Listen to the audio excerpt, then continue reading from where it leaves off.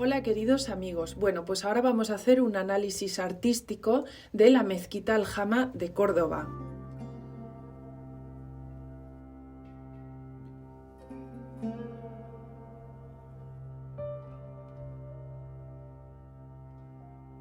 Vamos a fijarnos en los detalles, muchas veces vamos a explicar cómo están hechos esos detalles para que lo podamos disfrutar más.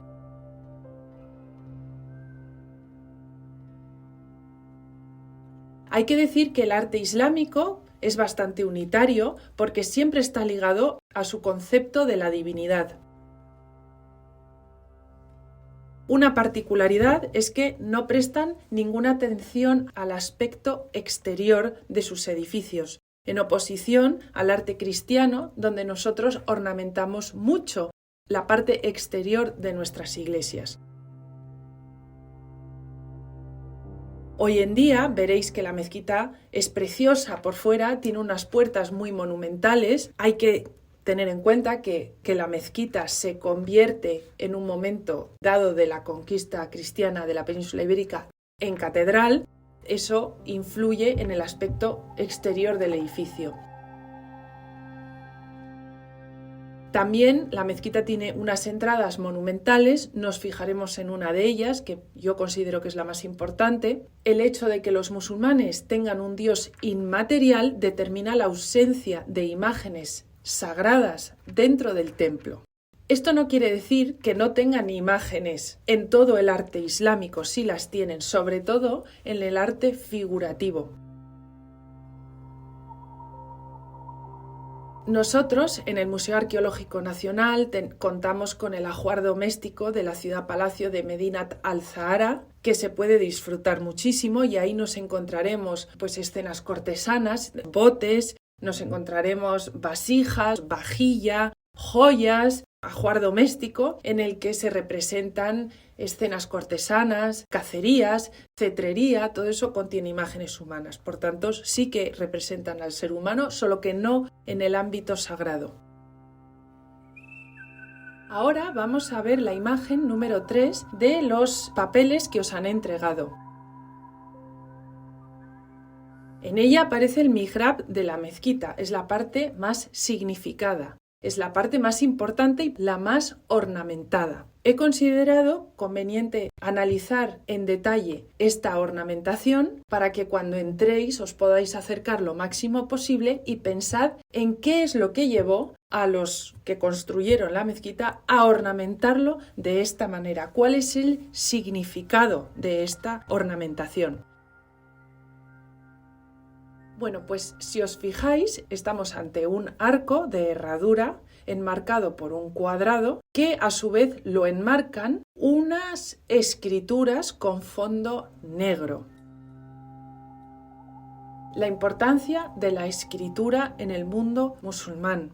No hay que olvidar que el medio que tiene Dios para comunicarse con el hombre es en lengua árabe a través de la palabra. Por tanto, la palabra escrita tiene muchísima importancia, está dotado muchas veces de sacralidad en el mundo musulmán.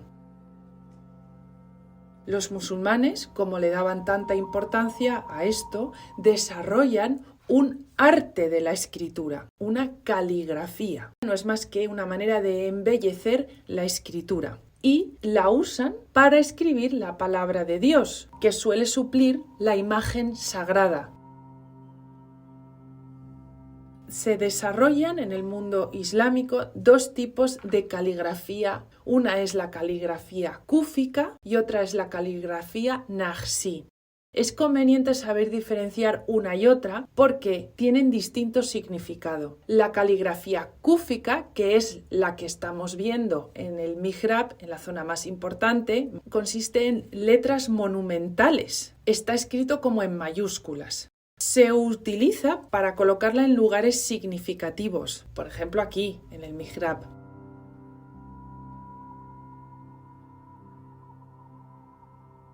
A diferencia de la caligrafía naqshí, que no es tan majestuosa, normalmente no describe versículos del Corán, como la kúfica, sino que, bueno, pues se utiliza para describir cosas más coloquiales. Por ejemplo, se usa para escribir poemas en las paredes del ámbito doméstico. Nos encontramos en Medinat al-Zahara y en la Alhambra. Es una escritura más pequeña y normalmente suele estar en cursiva.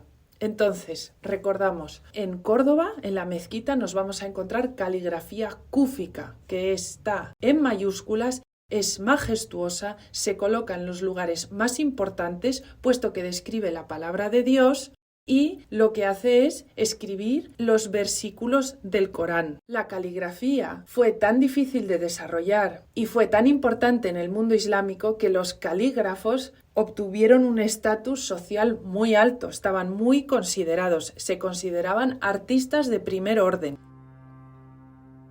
Si nos fijamos en la parte inferior del arco, a ambos lados, derecha e izquierda, vamos a ver unas placas de piedra que tienen una decoración vegetal. Se encuentran debajo de las inscripciones cúficas y de los mosaicos. Bien, vamos a hablar un poco de esta decoración vegetal y por qué es tan abundante dentro de la mezquita.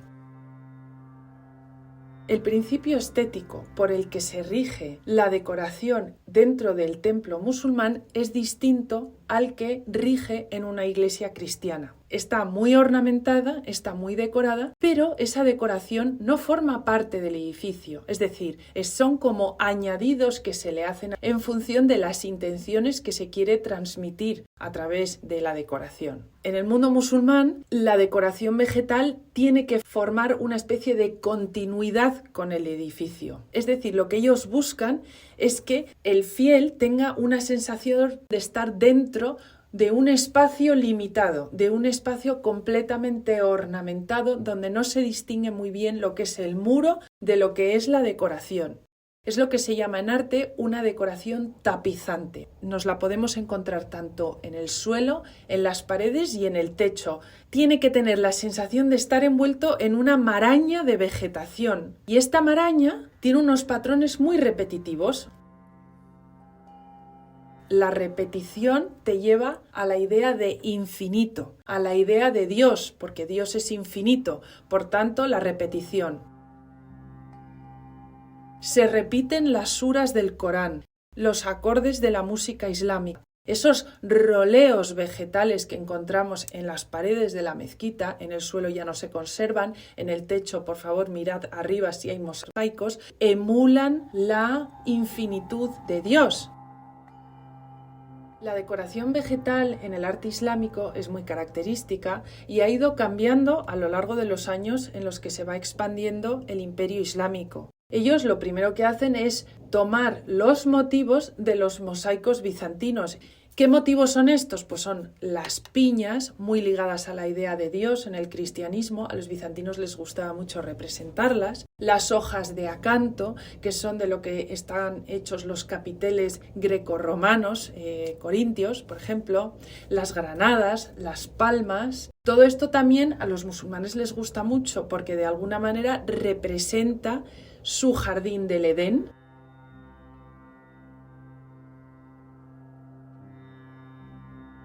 Por tanto, el utilizar motivos vegetales dentro de una mezquita les viene muy bien porque de alguna manera están representando el jardín del Edén. Lo que pasa que tienen que acelerar el ritmo de estas representaciones porque de esta manera así responden a su idea de Dios, a la idea de Dios infinito. El ritmo infinito es el Dios infinito. La naturaleza repetida infinitas veces emula su idea de Dios. Esto de la repetición y de cambiar el ritmo de las cosas es algo muy particular de los orientales. Si nos fijamos en los mosaicos romanos, son muchísimo más estáticos que los mosaicos bizantinos que ya presentan un ritmo distinto.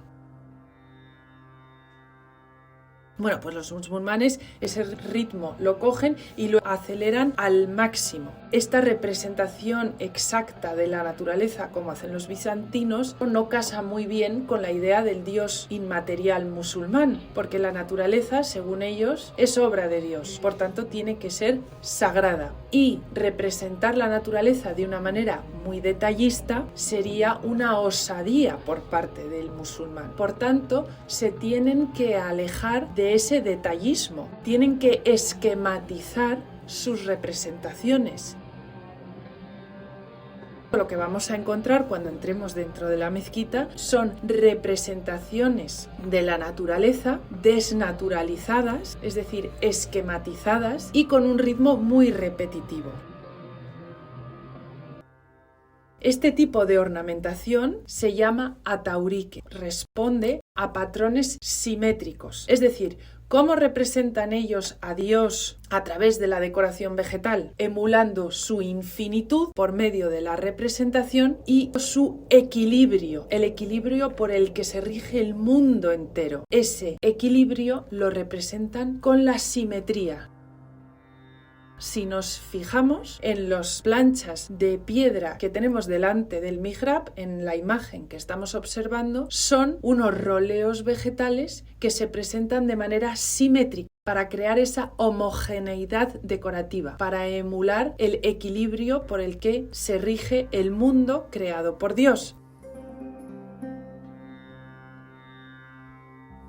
Otro de los aspectos más relevantes y más usados dentro de la decoración de los edificios musulmanes o islámicos, lo que se llama el alicatado. Como muchos sabréis, el alicatado son una serie de azulejos que se van pegando en las paredes y que forman figuras geométricas. Bueno, pues esto también tiene un significado. Ellos no lo hacen por amor a la decoración. El alicatado es menos abundante dentro de la mezquita de Córdoba, aunque yo os invito a que si veis alguna os paréis y la observéis, busquéis el significado y la razón por la que está colocada en el sitio en el que está colocada. A mí ahora mismo me viene a la mente el alicatado del Alcázar de Sevilla, que es muy abundante y es muy espectacular. Bueno, vamos a hablar un poco de por qué les gusta tanto decorar las paredes también con este tipo de formas geométricas a base de azulejos. Los musulmanes le cogieron el gusto a la geometría porque en la expansión del imperio islámico por el mundo, ellos adoptan la filosofía de la geometría sagrada pitagórica, que ha tenido una trascendencia capital en el mundo del arte y en el mundo musulmán en concreto, muy importante. La geometría sagrada pitagórica es un movimiento filosófico que se desarrolla en Grecia en el siglo IV a.C. y que consideran que toda la naturaleza, todas las cosas de las que estamos rodeados, responden a un orden y ese orden lo determinan los números. Es decir, son las matemáticas la ciencia que estudia la naturaleza. Estos números forman formas geométricas y la base de todas las formas geométricas es lo que ellos llaman el pentagrama, que es una estrella de 5 puntas. Es decir, para los musulmanes y para la filosofía pitagórica, el pentagrama es el número áureo, es el principio de todas las cosas. Y me diréis, ¿y por qué una estrella de 5 puntas? Vale, pues hay que entender que cuando los pitagóricos y los islámicos observan la naturaleza de una manera científica para conocer más a Dios y su creación, lo hacen a través de prismas. Cuando tú coges un calidoscopio de niño y te pones a mirar el jardín de tu casa, lo que estás viendo es luz pasando a través de un cristal. Y esa luz hace que tú veas pentagramas, estrellas de 5 puntas. Por tanto, esto es una manera geométrica de representar la naturaleza, de representar la obra de Dios. Sin entrar mucho en detalle, es la representación de la obra de Dios estilizada. Entonces esta estrella de 5 puntas la colocan en la pared y de esa manera transmiten la idea de Dios a través de la repetición, de la infinitud, de la indivisibilidad y a través de la unidad dentro de la multiplicidad. Si observamos la imagen 1 que tenemos delante de nuestro, vemos una mezquita tipo con sus diferentes partes. La mezquita Al-Jama es la mezquita más grande de la ciudad, de la Medina islámica. Se abre solo los viernes para que en ella rece la Umma. Vale, pues una mezquita representa la casa donde vivió Mahoma en Medina. Tiene un poco la misma disposición, porque este es el lugar donde se celebró por primera vez la plegaria de manera colectiva. Lo primero que nos vamos a encontrar nada más entrar en una mezquita, es una torre o un alminar o un minarete. Es la torre desde la que el imán llama al rezo. Hoy en día es el campanario de la iglesia, pero bueno, podemos un poco apreciar la forma original que tuvo. Luego nos encontramos con un patio. En el caso de Córdoba es el patio de los Naranjos. En el patio siempre tiene que estar presente el elemento del agua para hacer nuestras abluciones y además se han colocado unos árboles, unos naranjos, que representan de alguna manera la naturaleza. En nuestra imagen vemos que el patio está porticado, esto es como en las casas patios familia o en la domus romana, los patios nunca son diáfanos, siempre están encerrados por un pórtico por los 4 costados. En el caso de la mezquita de Córdoba faltan bastantes cosas, pero en origen debía ser así. Y luego el patio nos conduce a lo que se llama el haram, el punto 1, que es la sala de oración propiamente dicha. Las salas de oración en todas las mezquitas del mundo islámico son salas de columnas, o lo que se llama en arte salas hipóstilas. Los primeros que lo crean son los egipcios, que meten salas hipóstilas dentro de sus templos, porque de esta manera representan una especie de bosque, siendo los fustes de las columnas los árboles y los arcos que están encima las copas de los árboles, las ramas, porque los musulmanes podrían haberse basado en las basílicas cristianas o en las basílicas bizantinas, que hay muchas adinteladas, es decir, hay una columna que sostiene una viga horizontal, pero ellos no hacen eso, ellos cogen columnas y cogen arcos, porque una vez más, de esta manera se puede meter la naturaleza dentro de la sala de oración. Es como si estuvieras rezando rodeado por un gran bosque de árboles con una copa de hojas enorme. Hace que tú tengas una serie de naves que de alguna manera dirigen la oración y ordenen a los que rezan para que estén todos mirando hacia el mismo lugar. O sea que encima tiene ese aspecto práctico. Bueno, y al final del todo nos encontramos con el muro más importante de la mezquita, que se llama el muro de la Qibla, que en el caso de la mezquita de Córdoba está compuesto por una serie de arcos que abren vanos en el propio muro. Hoy en día esto no lo vais a ver porque estos arcos están cerrados. Tened en cuenta que esta mezquita se convierte eventualmente en una iglesia y, como he dicho en otras charlas, la iglesia necesariamente tiene que cerrar su espacio para diferenciarse del exterior. Entonces estos arcos están cerrados.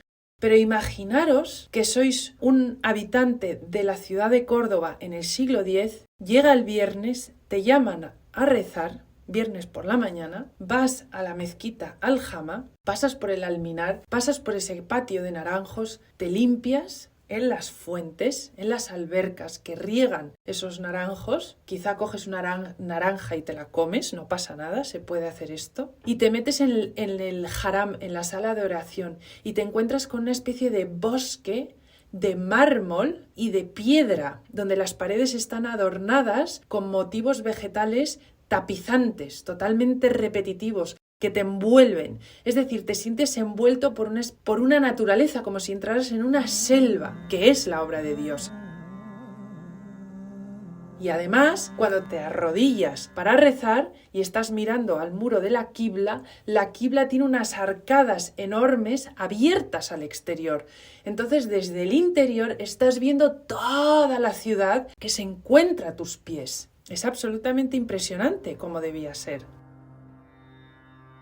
Bueno, pues en el muro de la Qibla se encuentra siempre el mihrab. El mihrab, propiamente dicho, es el habitáculo que está detrás de un arco. Es decir, todos los mihrab están precedidos por un arco. Y en el caso de la mezquita de Córdoba, este arco es el arco típico califal, que como hemos dicho antes, y podéis observar en la imagen de la que hemos hablado anteriormente, el arco además está encuadrado por unas inscripciones cúficas que recitan versos del Corán. Y delante del mihrab está el espacio llamado la Maksura, que en el caso de la mezquita de Córdoba es el espacio más ornamentado y más espectacular que he visto yo nunca en cualquier mezquita. Luego hablaremos más en detalle de este espacio. Está más ornamentado porque era el lugar donde se colocaba el califa y el resto de gobernantes para el rezo de los viernes. Es decir, imaginaos a Felipe VI, a Pedro Sánchez, a Isabel Díaz Ayuso y a Almeida, todos el viernes en primera fila y en el lugar como más en el palco de honor, que sería en este caso la Maksura, que está cerrada por unos arcos polilobulados y el techo siempre consiste en cúpulas.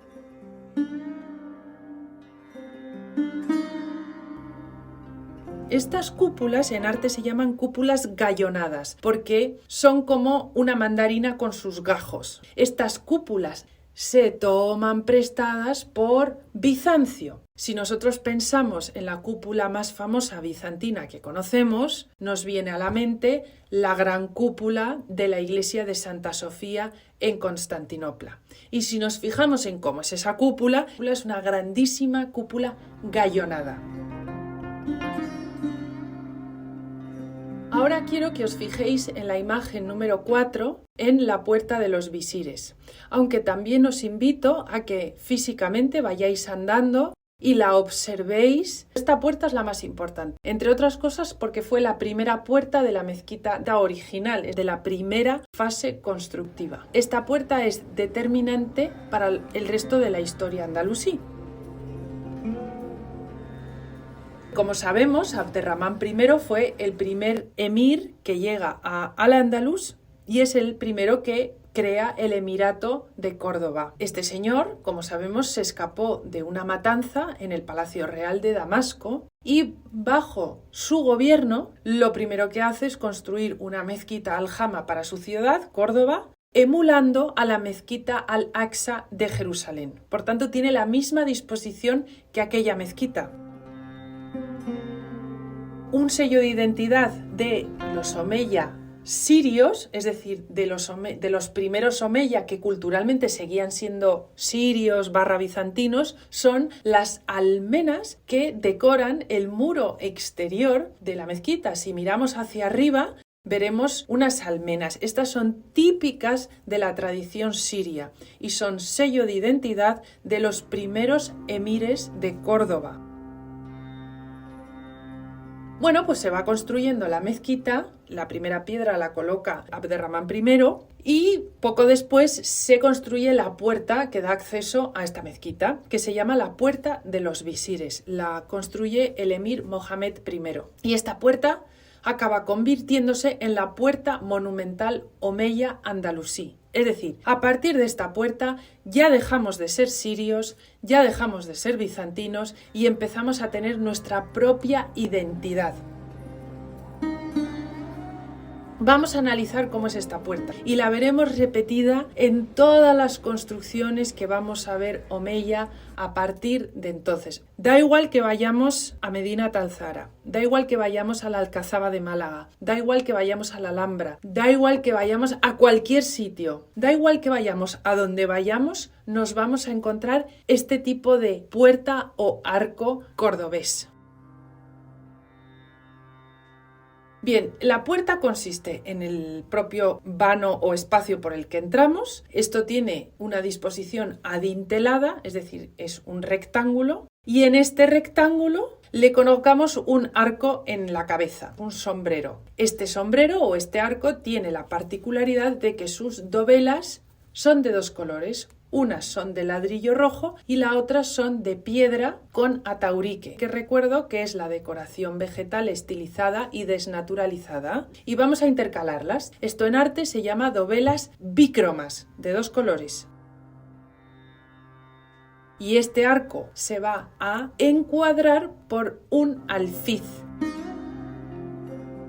Del alfiz cordobés nacen en el cristianismo las arquivoltas, que son esta serie de arcos así como hacia adentro, abocinados, que forman parte de las entradas de las iglesias románicas. Y alrededor de esta puerta y este arco, a la derecha y a la izquierda, nos encontramos bloques de piedra sin más, sin decorar en la parte inferior, y en la parte superior nos vamos a encontrar bloques de piedra decorados con ataurique, otra vez la decoración vegetal estilizada y desnaturalizada que tanto le gusta a los islámicos.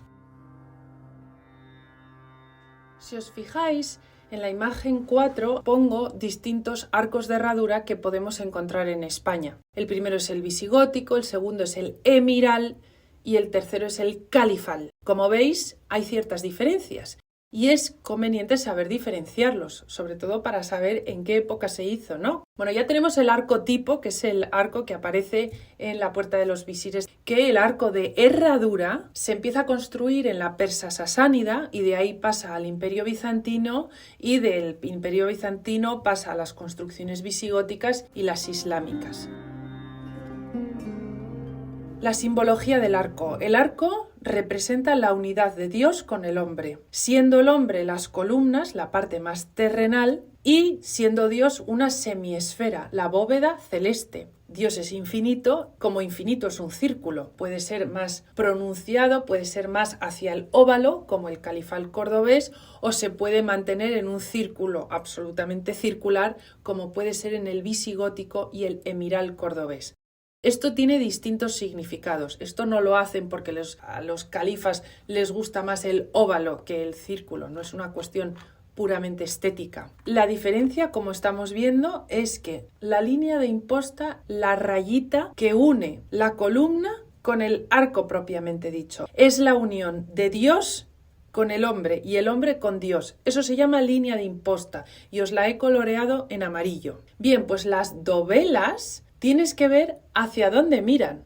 En el arco visigótico y en el emiral cordobés, que son círculos perfectos, las dovelas miran hacia el centro de la circunferencia. Lo importante es Dios, lo importante es la esfera celeste. Dios es el centro de la circunferencia.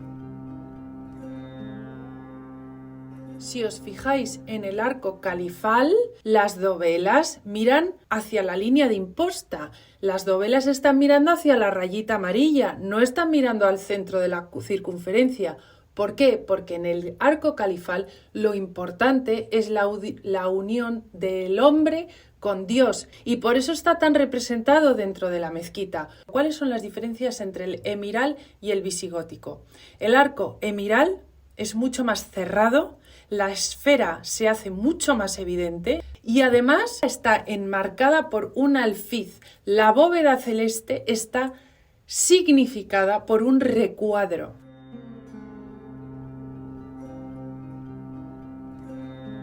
Ahora me gustaría que os metáis dentro de la sala de oración y que os deis un paseo. Imaginaos esas arcadas infinitas, esa naturaleza que te envuelve. Y también me gustaría que observéis la imagen 5 que os han entregado. Bien, cuando llega Abderramán I a Córdoba y establece su emirato, pues él decide construir su mezquita en el lugar que ocupa actualmente. No sabemos muy bien lo que había antes. Si os dais un paseo, observaréis que hay restos de unas construcciones previas. Lo que se sabe hasta ahora es que lo que había era un complejo episcopal llamado de San Vicente. Tenía varios edificios destinados a usos distintos. ¿Esto quiere decir que los musulmanes llegaron, cogieron la basílica de la ciudad, la expoliaron, la destruyeron y construyeron su mezquita exactamente el lugar que ocupaba la basílica de la ciudad anterior? No. Esto quiere decir que había un complejo episcopal con muchas construcciones, unas eran viviendas, otras eran lugares donde había monjes con habitaciones, con celdas. Supongo que también habría una basílica y luego habría pues unos baños, unos establos, habría distintas cosas. Cuando llegan los musulmanes, reutilizan los materiales que ya estaban. Primera fase constructiva, que es la de color amarillo, la de Abderramán I, veréis que las columnas que sostienen los arcos son romanas. También se sabe que cerca de este complejo episcopal pasaba un río. Se ven obligados a orientar el muro de la quibla completamente hacia el sur, en oposición a otras mezquitas que están orientadas hacia oriente, mirando a la Meca. Y esto se hace por una cuestión práctica, para que no se les hunda el edificio. Es verdad que esta primera fase constructiva, la de Abderramán I, si entráis en la sala de oración observaréis las columnas romanas y observaréis unas arquerías que están divididas en dos niveles. Los arcos de herradura están destinados al nivel inferior y arcos de medio punto propios de la construcción romana están destinados al nivel superior. Y me diréis, bueno, pero ¿cómo es posible que utilizaran el arco medio punto después de lo que nos has contado? Y después de que el arco de herradura fuera el buque insignia de los Omeya en Al-Ándalus. Pero ellos utilizan el arco de medio punta por una cuestión práctica. Los arquitectos de esta mezquita, la nuestra, se tienen que enfrentar a los problemas del estancamiento de aguas. Tened en cuenta que el techo de nuestra mezquita es plano y lo que no querían era que cada vez que lloviera se formaran goteras. ¿Y quiénes son los que manejan muy bien el agua y la transportan de un sitio a otro y consiguen crear campos de regadío cuando antes eran de secano? Pues los romanos. ¿Y cómo trasladaban el agua a los romanos? Pues a través de acueductos. De encima de los arcos que separan las naves de mi mezquita, voy a crear unos acueductos. ¿Y el acueducto qué tipo de arco tiene? Pues el arco de medio punto. Tenemos los arcos de herradura, los nuestros, nuestro buque insignia, nuestro sello de identidad, pero encima tenemos que crear un acueducto romano con sus arcos romanos de medio punto. De esta manera, bueno, pues conseguían resolver o transportar el agua a través de canales al exterior del edificio y así evitar que se formaran goteras. Bueno, pues la mezquita se tuvo que ir ampliando conforme crecía la población. La primera ampliación que se necesitó hacer fue la de Abderramán II en verde y fue la primera vez que ya no se utilizan columnas preexistentes, es decir, romanas. Son las primeras columnas 100% andalusís. Si nos fijamos, los capiteles son distintos. Las sucesivas intervenciones que se hicieron durante el emirato y el califato acabaron por convertirla en el oratorio más lujoso del occidente islámico.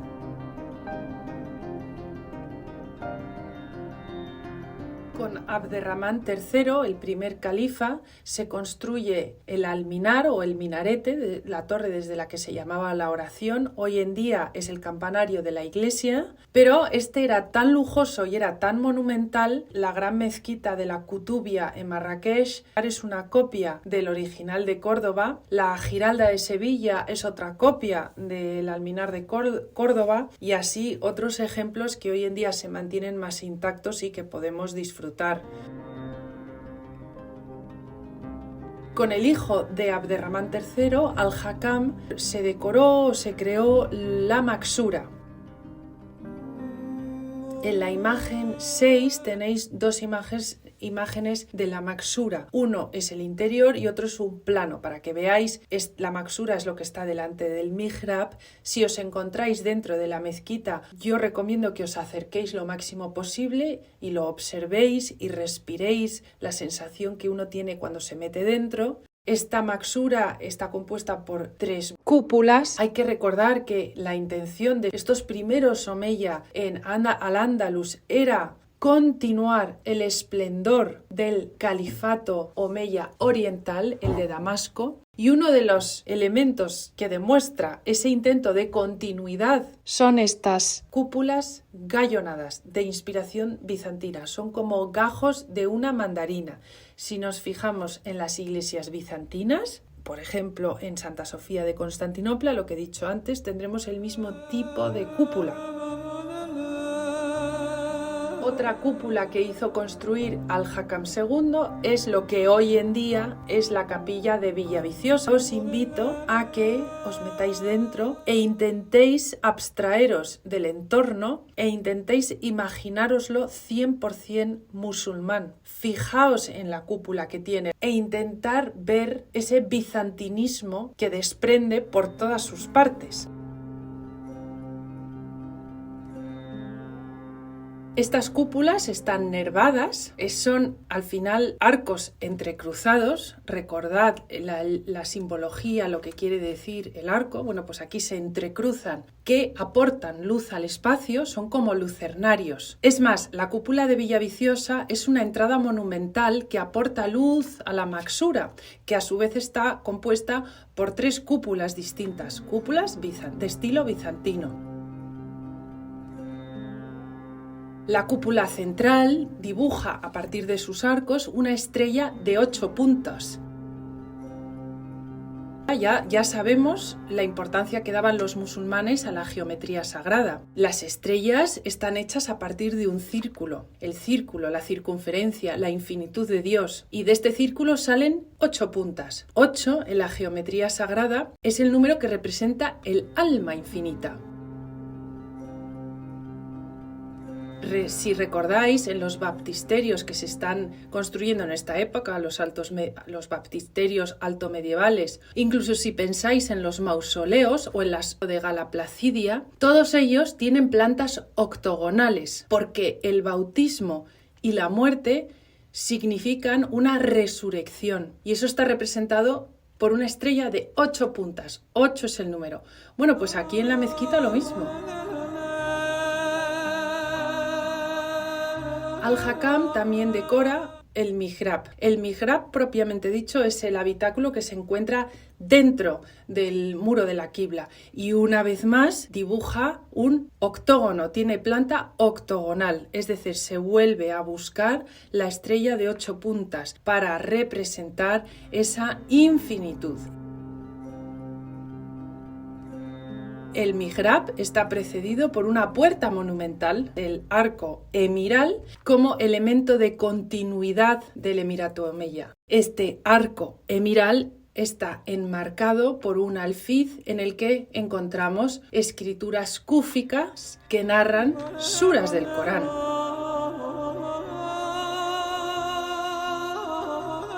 Ahora quiero que os fijéis en los mosaicos que están alrededor vuestro. Yo os he puesto en la imagen número 7 un ejemplo de estos mosaicos que podéis encontrar en la parte de arriba del mihrab. Son mosaicos de motivos florales y frutales. Estas hojas de aspecto corazonado se empiezan a hacer aquí en Al-Ándalus y van a ser otro sello de identidad califal. En general podemos observar que son mosaicos con una estética muy bizantina. Bueno, es más, no es que tengan una estética bizantina, es que son mosaicos bizantinos.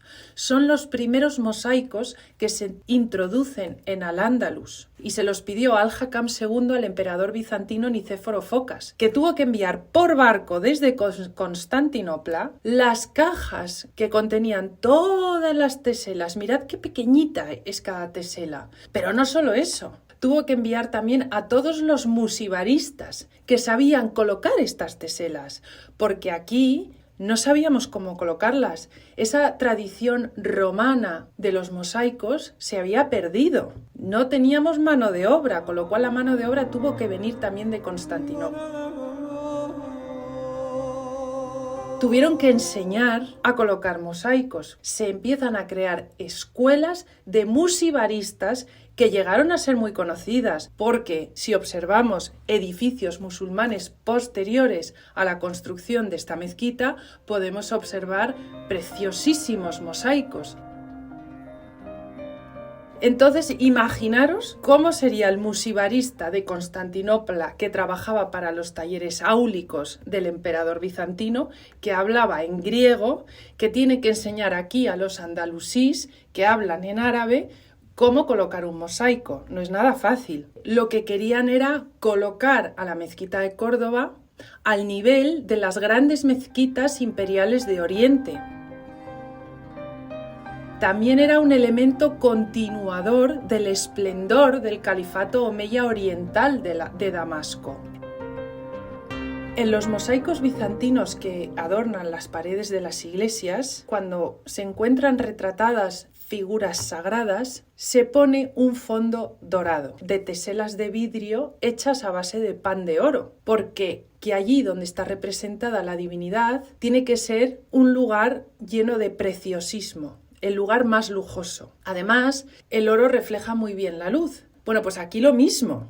Estos motivos vegetales en forma de corazón, con piedras preciosas, lo que representan son las joyas del jardín celestial. Las cúpulas de la Maxura y de la capilla de Villaviciosa, estas cúpulas gallonadas, están representados los elementos de la bóveda celeste. Si os fijáis, están puestas las constelaciones.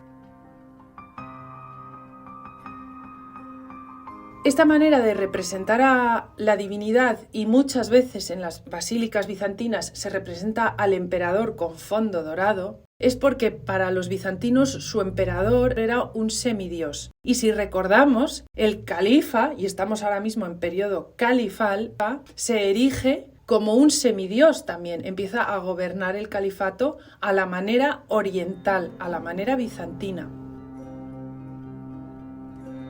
Por tanto, estos mosaicos cumplen una doble función, transmiten la sacralidad de Dios y, por otro lado, lo que hacen es exaltar el poder absoluto, político y religioso del califa. Es una manera de legitimar su poder.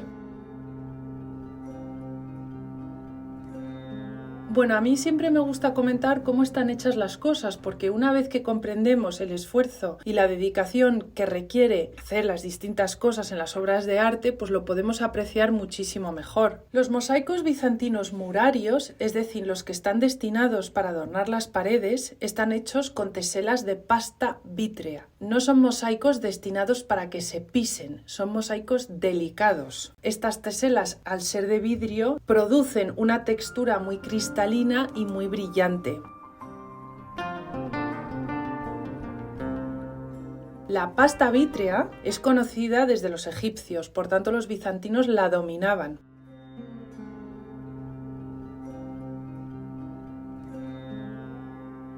Bueno, lo que se hacía era unas placas de arena de silicio, una especie de un componente químico en forma de arena, se metían en un horno a altísimas temperaturas y lo que sacabas es una placa de vidrio translúcido muy brillante. Y estas placas al final se colocan como un sándwich con el pigmento de color en el centro. Se obtenía a partir de minerales y de óxidos como pan de oro para obtener el color dorado, polvo de lapislázuli para obtener el color azul, malaquita, polvo de malaquita para obtener el color verde. O sea que fijaros, cuando estéis delante de un mosaico, pensad que lo que tiene dentro piedras preciosas y semipreciosas.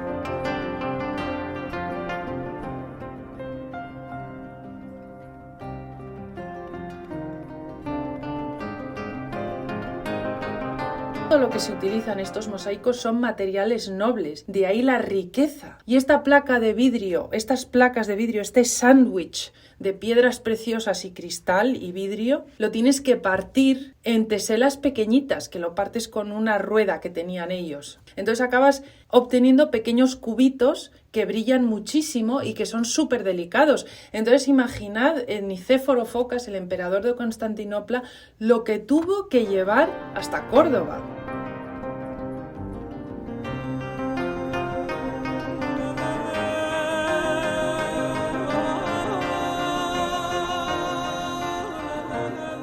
En la logística que supuso llevar esto desde Constantinopla hasta Córdoba. La cantidad de veces que probablemente quisieron robar esos barcos, la cantidad de veces que estas teselas pequeñitas estuvieron a punto de romperse o de hundirse en el mar para siempre, y lo valiosísimo que es esto.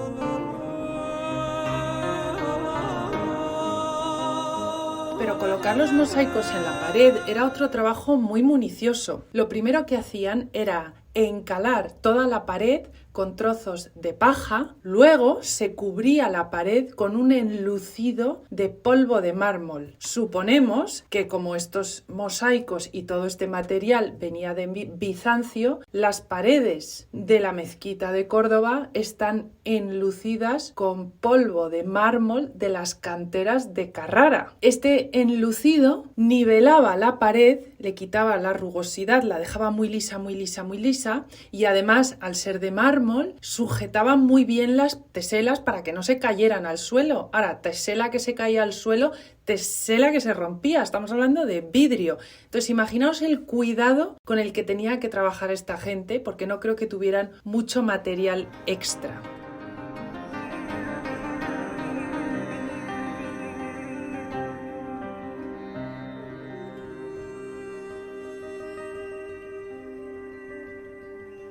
Sobre el enlucido se dibujaba con un lápiz el diseño. Se dibujaban las hojas, la vid, las uvas, lo que fuera. Este dibujo se llama sinopia. Y sobre esta sinopia, sobre este dibujo, se iban pegando las teselas de distinto color. Las teselas se pegaban con un pegamento medieval muy utilizado que consistía en mezclar cal y polvo de mármol.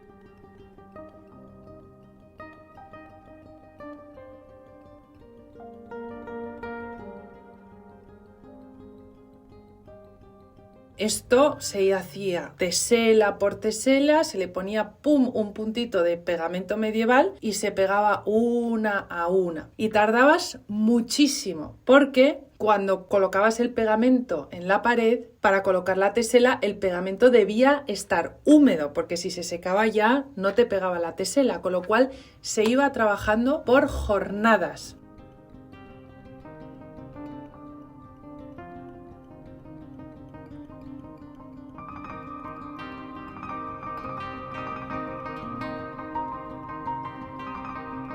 Os invito a que os acerquéis mucho a los mosaicos y a ver si podéis diferenciar las distintas jornadas, porque dice mucho de las personas que trabajaron en estos mosaicos. Y se pueden vislumbrar distintas jornadas porque tienen otra textura, otra rugosidad.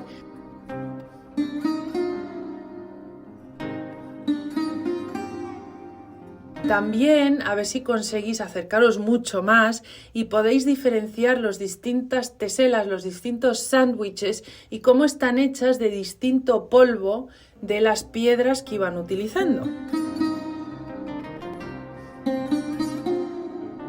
Vale, ¿y qué es lo que hacían cuando se encontraban con el intrados de un arco?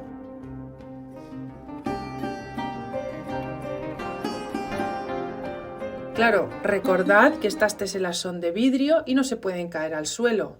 Entonces, cuando tú estás pegando teselas en la parte de abajo de un arco, se te pueden caer al suelo si el pegamento no funciona muy bien a la primera. Bueno, pues a pie de obra lo que hacían era crear con escayola un semicírculo tan grande como el intrados del arco, y cuando ésta se secaba se dibujaba el diseño que se quería representar con teselas, dibujaban la sinopia, pero la dibujaban a la inversa, hacia abajo, y luego se iban colocando las teselas encima de esta escayola, se iban colocando una a una en seco, sin el pegamento medieval. Luego cogían el pegamento medieval, cal y mármol, y lo colocaban por todo el intrados del arco. Y rápidamente, antes de que se secara, esto tenía que ser muy rápido, cogían el semicírculo de escayola y lo pegaban de un bloque en todo el conjunto, lo pegaban de una sola ¡pumba! Al intrados del arco. Y se quedaban muchas personas sujetándolo así con las manos hasta que el pegamento se secara finalmente y las teselas no se pudieran caer.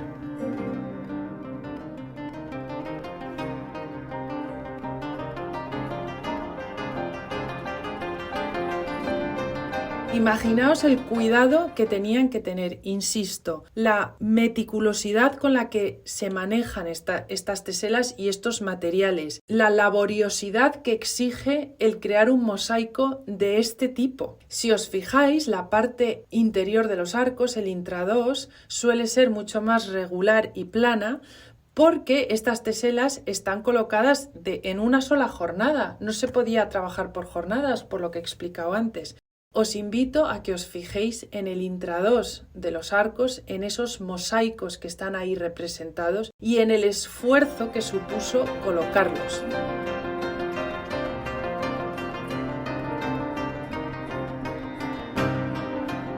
Bueno, pues después de esta magnífica ampliación que hizo Al-Hakam II, Almanzor amplió la sala de oración con más naves, pero esta no tuvo ni la importancia ni el esplendor de la ampliación de Al-Hakam.